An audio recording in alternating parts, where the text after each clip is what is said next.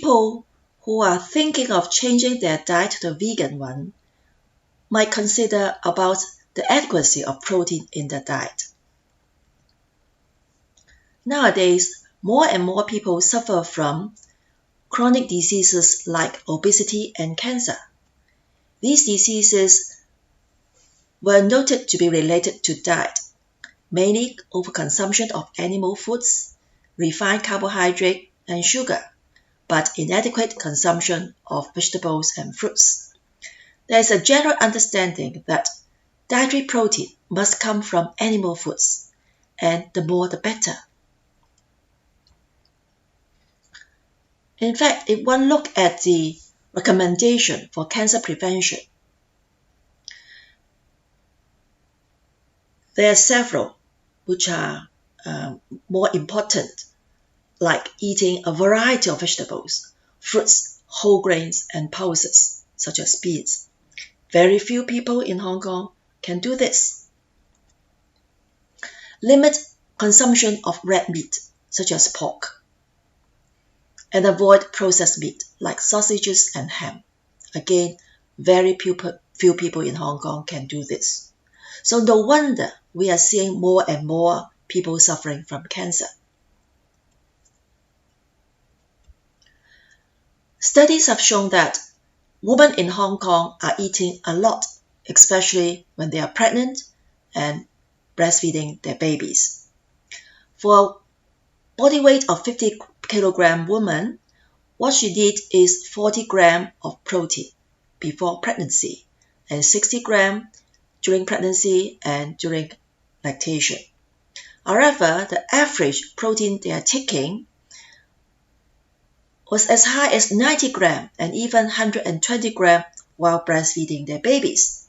The reason is because they think that they need to eat a lot of animal foods, beef, pork, fish, eggs, milk, etc., etc.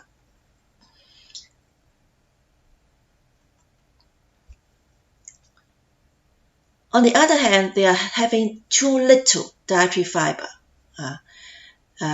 At present, they are eating only 15 grams, whereas they should eat at least 30 grams.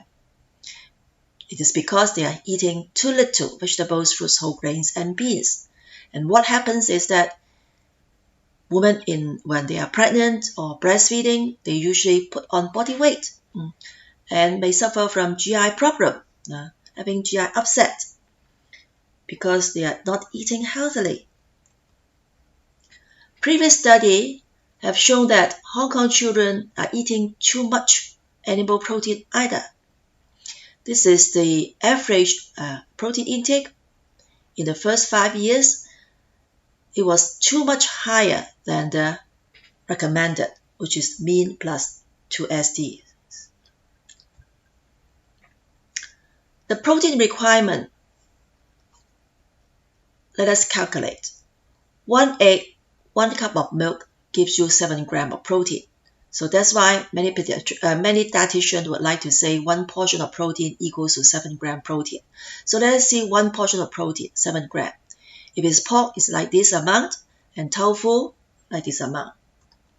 Now, the present recommendation for pregnancy and lactation is like this. For 50 kilogram woman, they should eat 6 to 7 portions of meat, 2 portions of milk, or replacement.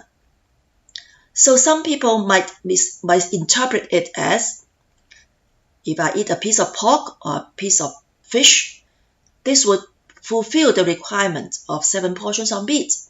And then I would drink 2 glasses of milk. That's perfect, right? It's not so. This is too much, according to what I said about cancer prevention. And if you eat so much meat, how can one eat vegetables and whole grains or beans, right? So the nutrients would not be balanced. So what we need to know is this replacement. We'll talk about that later. Now, some people of course like meat, milk, and egg because these foods are called food with the high biological value because each food can provide all the amino acids. Whereas for plant foods, you have to eat several. But in fact, it doesn't matter. We always eat a combination of foods, and this will provide all the amino acids. And also, it provides other nutrients like the phytochemicals, antioxidants, vitamin C, fiber, etc. And fiber is very important to provide prebiotic for our microbiome, that is our friends in our gut, to protect us from infection. So these can be considered, should be considered as high quality protein as well. Now, this is the alternatives for the 7-gram protein, like this amount. All these are plant-based foods. Pictures will be easier to understand. Okay, so each portion would give you 7 grams of protein. So if we say that a pregnant woman needs 7 portions of meat alternatives, how would you choose from the plant-based foods? It's not difficult, right? 2 bowls of rice, one bowl of oats for the 3 meals. There's already 3 portions. And a meal with more tofu, again 2 or 3 portions, right? And some soup with the beans or nuts. So easily can consume 7 portions of protein. Now for a child, an average 2-year-old child needs 14 grams and 5 years old 20 grams. So 2 to 3 portions of protein is enough for them. 2 to 3 portions. Easily get it when you eat rice, a little bit of tofu, right? So protein deficiency is difficult to happen in Hong Kong like this. It only happens in places where there's very, very scarce in food supply. This is a vegan soup with black-eyed bean and peanut. It provides you with 7 grams of protein, which is equivalent to protein from 2 eggs. 1 piece of hard tofu is equivalent to 28 grams of protein. That is 4 eggs or 4 cups of milk. And you can easily eat 1 tofu like this in a meal. So you can see how easy it is to get enough protein in a vegan diet. In conclusion, many people who choose to eat plenty of meat and fish, they tend to suffer from obesity, hyperlipidemia, etc.